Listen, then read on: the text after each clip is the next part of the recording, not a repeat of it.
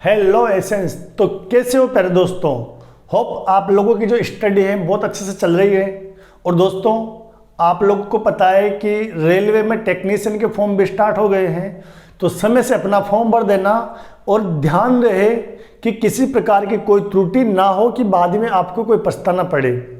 जितनी मेहनत करनी है दोस्तों कर लो, अपनी पूरी जी जान लगा दो, लेकिन आपको अपनी एक सीट फिक्स रखनी है। अपनी मेहनत इस तरीके से करो कि चाहे टॉप कुछ कोई भी कर ले। मैं ये नहीं कहता आप लोगों से दोस्तों कि आप टॉप करो, ओवरऑल इंडिया में आपका नाम हो, मत करो। जो टॉप करेगा उसको भी उतनी ही सैलरी मिलनी है, जो लास्ट सीट पे आएगा उसको भी उतनी ही सैलरी मिलनी है। लेकिन दोस्तों इतनी मेहनत जरूर कर लेना कि आपकी सीट को कोई आपसे छीन नहीं पाए। क्योंकि पहले दोस्तों बहुत से लोग कहते हैं कि प्यार से बढ़कर इस दुनिया में कुछ नहीं है। शायद उन लोगों को सरकारी नौकरी की औकात का पता नहीं है। सरकारी नौकरी इतनी पावर रखती है कि किसी भी इंसान की सच्ची मोहब्बत को एक पल में छीन सकती है दोस्तों। तो आपके साथ ऐसा नहीं हो। और फिलहाल तो मैं ये कहूँगा दोस्तों कि आपका जो पहला प्यार है वो अपना करियर होना चाहिए दोस्तों। क्योंकि सब कुछ आपका साथ छोड़ सकता है, सारी दुनिया आपका साथ छोड़ सकती है, लेकिन आपका जो करियर है ना, जब तक आप रहोगे इस धरती में तो मेरे दोस्तों वो करियर आपका जरूर साथ देगा।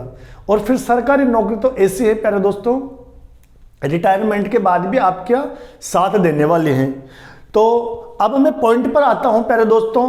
हमने लास्ट वास्तविक संख्याएं और काल्पनिक संख्याएं पढ़ी थी। तो प्यारे दोस्तों वास्तविक संख्याओं में हमने पढ़ा था कि परिमेय और अपरिमेय संख्याओं का जो संग्रह होता है ना, ठीक है, वो होती है आपकी वास्तविक संख्या। और फिर वास्तविक के बाद अपन ने क्या पढ़ी प्यारे दोस्तों, अपन ने पढ़ी काल्पनिक संख्याएं, जिनको अपन ने अवास्तविक संख्या कहा। अब अपन ने देखो आगे से हम पेयरिंग करते आ रहे हैं। तो अगर मान लो अपन वास्तविक संख्या और अवास्तविक संख्या की पेयरिंग करें तो फिर अपने पास कौन सा नंबर आएगा। तो चलिए फिर इसी को डिस्कस करते हैं प्यारे दोस्तों। हमारा जो संख्या पद्धति का अगला टॉपिक है दोस्तों वो है सम्मिश्र संख्याएं। सम्मिश्र संख्याएं। तो पहले दोस्तों सम्मिश्र संख्याओं के लिए मैं एक बिल्कुल प्यारा सा और शॉर्ट में एक बहुत शॉर्ट में फॉर्मूला लिखने वाला हूं। क्या फॉर्मूला है बेटा इसका, यह है आपके वास्तविक संख्या, वास्तविक संख्या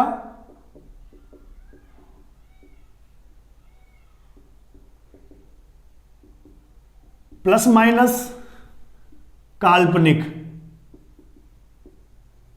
काल्पनिक संख्या। काल्पनिक मतलब अवास्तविक संख्या, बराबर में क्या आ जाएगी आपके सम्मिश्र संख्या। सम्मिश्र संख्या। तो इसका मतलब समझे दोस्तों आप, इसका मतलब यह हुआ कि अगर आप वास्तविक संख्याओं में अवास्तविक यानी काल्पनिक संख्याओं को अगर जोड़ोगे या घटाओगे तो जो संख्या आप लोग को प्राप्त होगी वो कैसी होगी दोस्तों, सम्मिश्र संख्याएं। कैसे प्राप्त होगी आपको, सम्मिश्र संख्याएं। वास्तविक संख्याओं का आपको पता है, अवास्तविक संख्या काल्पनिक संख्या के बारे में आप लोग को पता है, अपन ने दोनों को पढ़ लिया। फिर भी मैं एक बार रिपीट करना चाहूंगा कि सारी की सारी संख्याएं वास्तविक होती है दोस्तों उन्हें संख्याओं को छोड़कर, जिन संख्याओं में रूट के अंदर क्या आ जाए दोस्तों, माइनस। जैसे मान लो ये संख्या है, ये वास्तविक है, ठीक है, ये अभी भी वास्तविक है, लेकिन अगर ये माइनस यहां से कहां चला जाए दोस्तों, ये चला जाए रूट के अंदर, तो फिर ये अब वास्तविक नहीं है बल्कि कैसी है दोस्तों, ये काल्पनिक है।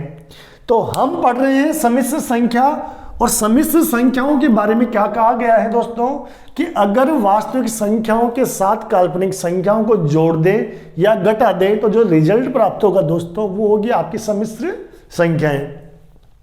तो इसके उदाहरण लिख देते हैं हम दोस्तों। इसके उदाहरण क्या हो जाएंगे दोस्तों, इसके उदाहरण हो जाएगा आपका, जैसे अपन अभी जो उदाहरण लिया था इसी को ले लेते हैं। तो 5 प्लस माइनस के रूट 2, ठीक है। अभी इसको ले लेते हैं अपन के 10 माइनस रूट माइनस का 5। जोड़ना और घटाना, प्लस और माइनस कुछ भी ले सकते हैं। तो मैंने अभी वाला एग्जांपल भी ले लिया, इसमें कुछ और ले लो आप, 7 प्लस माइनस के 7 ले लो, ठीक है, या और क्या ले लो, माइनस और माइनस के 7, ठीक है, इसके साथ आप क्या ऐड कर दो, 1 ले लो। तो ये जितनी भी संख्याएं दोस्तों, ये सारी की सारी आपके सम्मिश्र संख्याएं हैं। एक चीज और बताना चाहूंगा, जो सम्मिश्र संख्याएं आपकी होती हैं दोस्तों, तो इनका जो स्टैंडर्ड फॉर्म जो होता है, यानी मानक रूप, स्टैंडर्ड फॉर्म को क्या बोलते हैं, मानक रूप। सम्मिश्र संख्याओं को इंग्लिश में बोलते हैं दोस्तों कॉम्प्लेक्स नंबर। तो इसका जो मानक रूप है, स्टैंडर्ड फॉर्म है, तो दोस्तों होती है आपके z बराबर x plus iota Y, z बराबर x प्लस आयोटा वाई। ये यहां पर दोस्तों ये i नहीं है, ये है आपका आयोटा, ये है दोस्तों आपका आयोटा, और इसका मान क्या होता है मेरे दोस्तों, ये होता है आपका -1। तो ये है आपकी सम्मिश्र संख्या है, बड़ी प्यारी से नंबर है, इतना ही है इनके बारे में। अब अपन एक और नंबर पढ़ने वाले हैं, इसके बाद पूर्ण संख्याएं।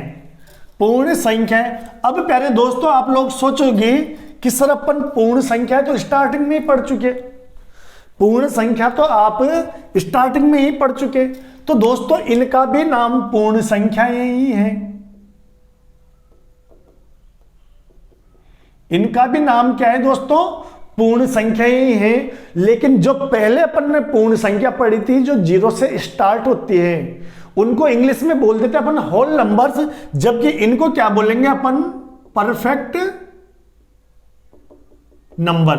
इनको क्या बोलेंगे दोस्तों अपन, परफेक्ट नंबर। तो आप लोगों को मूल जो याद रखना है, अगर आपको पूर्ण में कंफ्यूज होते हो तो आप इनको इंग्लिश में याद कर लेना, परफेक्ट नंबर। क्या याद कर लेना, इंग्लिश में याद कर लेना दोस्तों इनको, परफेक्ट नंबर, ठीक है ना दोस्तों। तो इसकी जो परिभाषा है दोस्तों, वो क्या हो जाती है, इसकी परिभाषा हो जाती है दोस्तों, ठीक है, वह संख्या या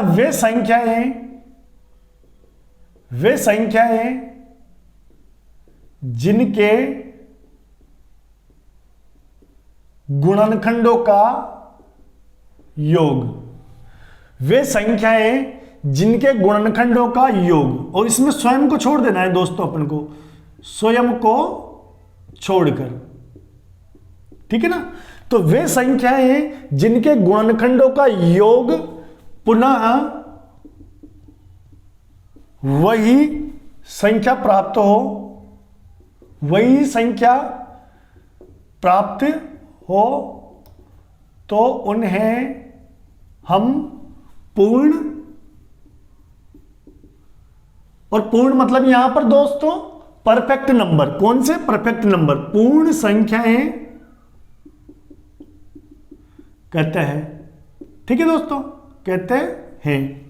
तो पहले दोस्तों अपन ने क्या लिखा कि वे संख्याएं जिनके गुणनखंडों का योग स्वयं को छोड़ दे तो पुनः वही संख्या प्राप्त हो, तो इन्हें अपन क्या बोलते हैं दोस्तों, इन्हें बोलते हैं हम पूर्ण संख्याएं। और इसके उदाहरण होते हैं दोस्तों, इसके उदाहरण कहां से शुरू होते हैं दोस्तों, 6, 28, 496, और ये एक होती है 81, 28, और होती है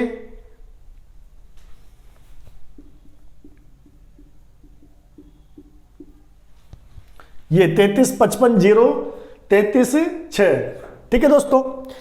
यानी हमारी जो सबसे छोटी पूर्ण संख्या है, परफेक्ट नंबर, सबसे छोटा जो आपका परफेक्ट नंबर है दोस्तों, वो है आपका 6। सबसे छोटा जो परफेक्ट नंबर है दोस्तों, वो क्या है आपका 6। तो 6, 28, 496, 81, 28, 33, 55, 0, 33, 6, ठीक है दोस्तों। चलो फिर 6 को चेक कर लेते हैं हम।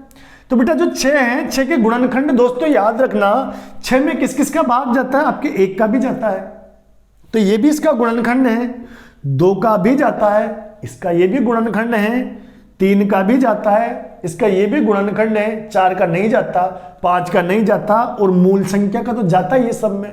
तो दोस्तों जो 6 के गुणनखंड है वो है 1, 2, 3, 6। 1 2 3 6। तो अपनी परिभाषा क्या कहती है दोस्तों कि वे संख्याएं जिनके गुणनखंडों का योग, स्वयं को छोड़ दें तो स्वयं को छोड़ दो और इनका योग करोगे दोस्तों तो 1 + 2 + 3 बराबर क्या रहा है 6। इसका मतलब ये क्या है प्यारे दोस्तों आपकी, ये क्या है आपकी परफेक्ट नंबर। ये क्या है परफेक्ट नंबर। आप इससे पहले जितनी संख्याएं उनमें करके देख लीजिए, ऐसा नहीं होगा, उनके गुणनखंडों का योग जो है ना उनके बराबर नहीं आएगा। सेकंड एग्जांपल देख लीजिए प्यारे दोस्तों। सेकंड एग्जांपल है आपके 28। तो 28 के फैक्टर कर लीजिए दोस्तों। 28 के फैक्टर देखो, एक तो सब में आना ही है, 28 में और किसका भाग जाता है, आपके 2 का जाता है, 3 का नहीं जाएगा, 4 का जाता है, 7 चौक 28, 5 का नहीं जाता, 6 का नहीं जाता, 7 का जाता है, तो ये 7 आ जाएगा, 8 का नहीं जाता, 9 का नहीं जाता, 10 का नहीं जाता, सीधा किसका 14 और फिर 28। अब दोस्तों स्वयं को तो छोड़ देना है, तो स्वयं को छोड़ दीजिए, ठीक है। इनका योग कर लीजिए, 1 + 2 + 4 + 7 + 14, तो 14 7 21 25 27 और 1 28। यानी दोस्तों ये भी आपके क्या हो गए परफेक्ट नंबर। तो प्यारे दोस्तों ये भी इतनी ही है। अब अपन चलेंगे दोस्तों, कुछ और संख्याएं पढ़ेंगे। इसमें आती है अब सह अभाज्य संख्या। तो मेरे प्यारे दोस्तों आपने अभाज्य संख्याएं पढ़ दी और मेरा आपसे एक निवेदन है कि अपन नेक्स्ट हेडिंग डालें, उससे पहले अगर आपने अभी तक वीडियो को लाइक नहीं किया हो तो इस वीडियो क्लास को लाइक करें, ठीक है। चैनल को सब्सक्राइब नहीं किया हो तो चैनल को सब्सक्राइब भी अवश्य कर लें।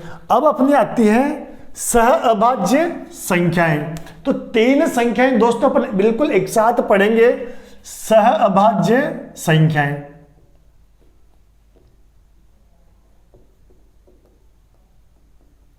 ठीक है दोस्तों। और उसके आगे है आपकी अपेक्षित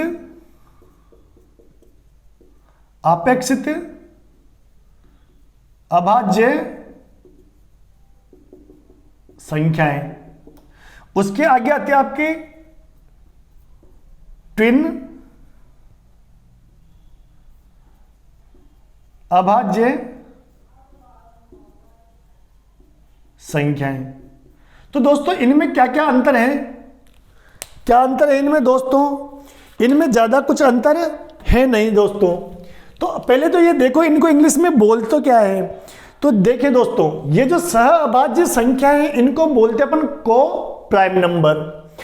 अपेक्षित अभाज्य संख्याओं को बोलते अपन रिलेटिवली प्राइम नंबर, और ट्विन अभाज्य संख्याओं को ट्विन प्राइम नंबर अपन बोलते हैं। तो प्यारे दोस्तों इनमें डिफरेंस क्या है? देखिए दोस्तों ये तीनों ही आप लोग अंडरलाइन कर लीजिए, तीनों ही कैसे है मेरे प्यारे दोस्तों, ये है अभाज्य संख्याएं। और आपने इससे पहले भी अभाज्य संख्याओं को पढ़ा है दोस्तों, ठीक है। तो अपन बात किसकी कर रहे हैं? अभाज्य संख्याओं की। और अभाज्य संख्या में आपके एक सह अभाज्य आता है, अपेक्षित अभाज्य और ट्विन अभाज्य, यानी आपका को prime number, relatively prime number और आपका ट्विन प्राइम नंबर। तो इनमें डिफरेंस क्या है दोस्तों, पहले वो देखेंगे, उससे पहले अपन इनकी डेफिनेशन देख लेते हैं, ठीक है। तो इनकी परिभाषा क्या है? वे संख्याएं, वे संख्या युग्म, इसको थोड़ा चेंज कर लीजिए, वे संख्या युग्म, युग्म यानी जोड़ा, जिनका HCF 1 हो। वे संख्या युग्म जिनका HCF 1 हो। चलो इसमें भी देख लीजिए, इसमें भी वही आएगा, वे संख्या युग्म जिनका HCF 1 हो। वे संख्या युग्म जिनका HCF 1 हो, ठीक है दोस्तों। दूसरी जो इसकी परिभाषा है वो क्या बन जाएगी? वे संख्याएं जिनमें, वे संख्याएं जिनमें एक के अतिरिक्त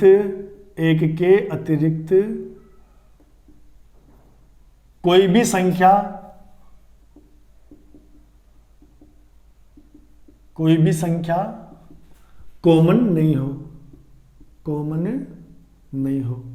ठीक है दोस्तों, और ये ही सेकंड जो डेफिनेशन है वो इसकी भी बन जाएगी।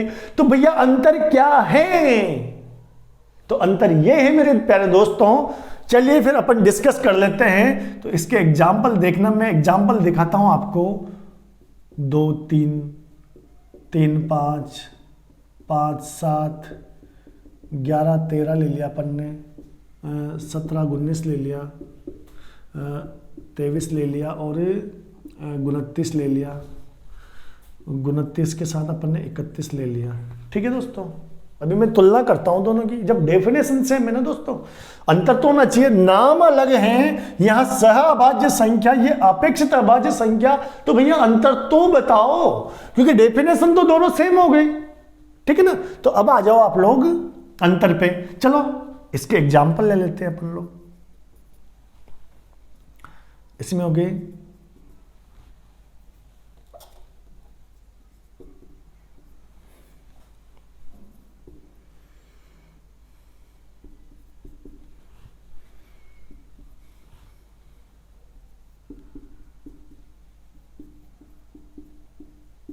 देखिए दोस्तों, वे संख्या युग्म जिनका HCF 1 हो। HCF 1 का मतलब दोस्तों ये होता है कि उनमें एक के अलावा कुछ भी कॉमन नहीं हो।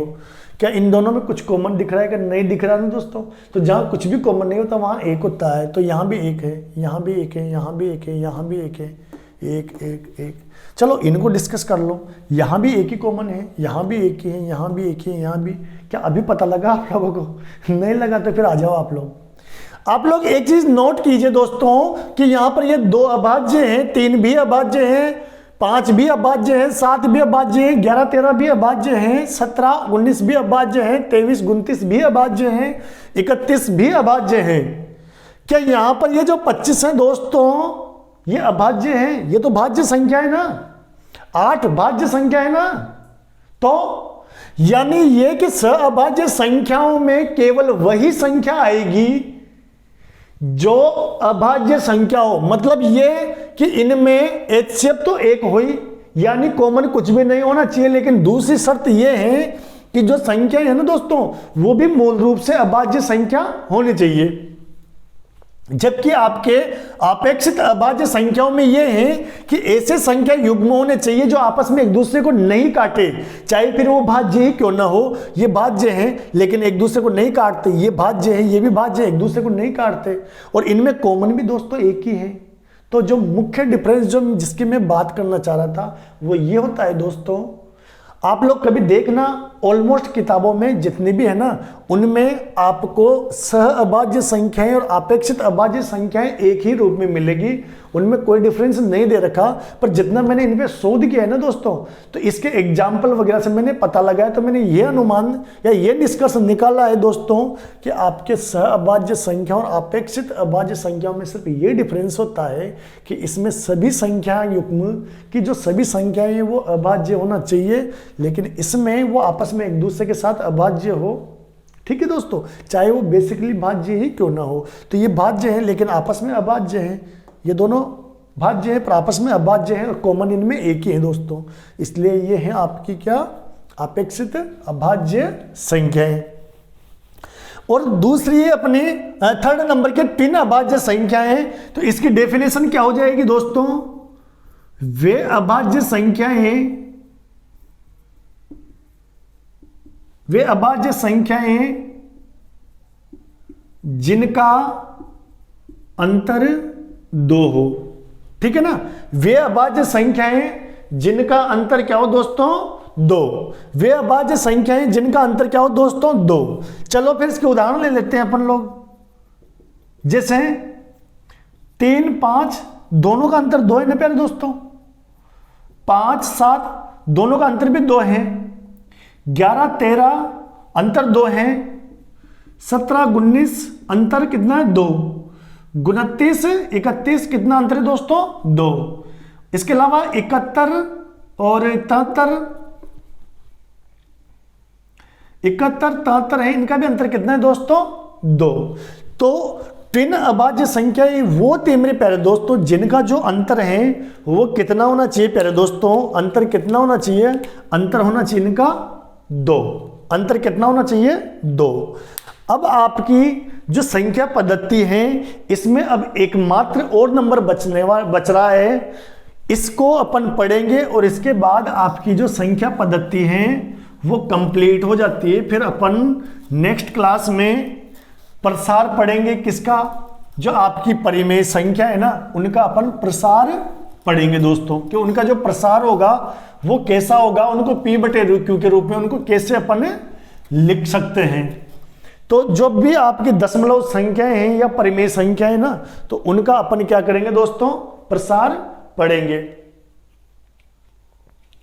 तो अगली है अपनी रामानुजम संख्या, रामानुजम संख्या।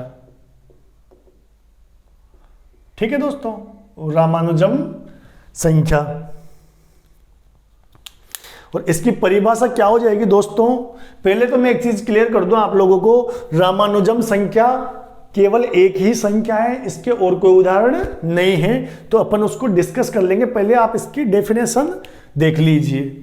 तो वह छोटी से छोटी संख्या वह छोटी से छोटी संख्या जिसको दो अलग अलग घनों के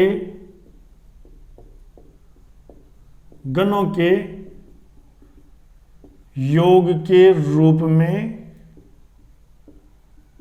दर्शा सके। ठीक है दोस्तों, वह छोटी से छोटी संख्या जिसको दो अलग अलग घनों के योग के रूप में दर्शा सके दोस्तों, उसको क्या बोलते हैं अपन, रामानुजम संख्या। क्या बोलते हैं, रामानुजम संख्या। और एकमात्र रामानुजम संख्या कौन सी प्यारे दोस्तों, यह है 1729। अब आपको गुस्सा आ रहा होगा, एक ही तो संख्या है, काहे दुष्ट ने खोज कर दी, हमारे गले की जंजाल बन गए, नहीं करते तो क्या ही बिगड़ जाता। ठीक है ना दोस्तों, यही सोचे होंगे ना आप, मुझे पता है आप लोग यही सोचे होंगे। तो चलिए फिर इसको अलग अलग तरीके से दर्शाते हैं। तो प्यारे दोस्तों अपन 1729 को लिख सकते हैं 10 का क्यूब प्लस 9 का क्यूब। 10 का क्यूब क्या होता है मेरे मित्रों, 1000, और इसका 729, दोनों को जोड़ोगे तो 1729 आ गया। चलो अपन को कितने अलग अलग घनों के रूप में दिखाना है, 2, तो एक तो हो गया दोस्तों। दूसरा चलो अपन दिखा देते हैं, 1729 को लिख सकते हैं अपन 12 का क्यूब प्लस 1 का क्यूब, तो इसका होता है 1728। इसका जो क्यूब होता है 1728 प्लस 1, तो ये हो गया 1729। तो प्यारे दोस्तों आपकी जो एकमात्र जो रामानुजम संख्या थी वो थी 1729। होप आप लोग की क्लास बहुत पसंद आई होगी। तो मेरा आपसे निवेदन है, आपका बड़ा भाई मानो, गुरु मानो, जो भी मानो, इस क्लास को उन सभी दोस्तों तक शेयर करना जो रेलवे की तैयारी कर रहे हैं दोस्तों। और मैं आपको अभी तो केवल मैथ्स की क्लास प्रोवाइड करवा पा रहा हूं दोस्तों, पर मैं जो 25 मार्च है प्यारे दोस्तों, उसके बाद आपको कंप्लीट साइंस और रीजनिंग की भी क्लासेस शुरू करने वाला हूं। तो सिर्फ ये क्लासें आपको उन तक शेयर नहीं करनी जो रेलवे की तैयारी कर रहे हैं। जितने भी मेरे प्यारे दोस्त जो रेलवे की तैयारी कर रहे हैं, एसएससी की तैयारी कर रहे हैं, सीटेट की तैयारी कर रहे हैं, सीटेट में भी दोस्तों आपके मैथ्स और साइंस आती है, या रीट की तैयारी कर रहे हैं, लेवल 2 साइंस मैथ्स हैं, उसमें भी साइंस और मैथ्स तो कंप्लीट आते हैं ना दोस्तों, रीजनिंग नहीं आती। रीजनिंग जो रीजनिंग आती है वो आपके रेलवे और जो एसएससी की तैयारी कर रहे हैं वो लोग पढ़ लेंगे, बाकी उनको भी कर सकते हो। और इसके अलावा और भी जितनी जनरल कॉम्पिटिशन है आगे जाके आपको पता है, पटवारी की वैकेंसी आनी है, उसमें आपके मैथ, साइंस और रीजनिंग तीनों आएगी। ठीक है, एलडीसी की वैकेंसी आनी है, वहां भी आएंगी। तो अपने कुल मिला के बात यह है कि आपके जितने भी दोस्त किसी न किसी प्रतियोगी परीक्षा की तैयारी कर रहे हैं, उन सब तक आप लोगों को इस क्लास को पहुंचाना है, ताकि एकाग्र स्टडी जिस मुहिम पर काम कर रही है, निःशुल्क शिक्षा पर, सबको मुफ्त में शिक्षा मिले, उसका वो सपना पूरा हो। तो बने रहिए एकाग्र स्टडी के साथ और अपनी तैयारी को एक नया आयाम दीजिए। और होप आप सभी का भगवान इतनी मेहनत करे, इतनी कृपा करे सभी पे कि सभी को उनका जो मुकाम है वो मिले और सब अपनी सीट सुनिश्चित कर ले। धन्यवाद प्यारे दोस्तों।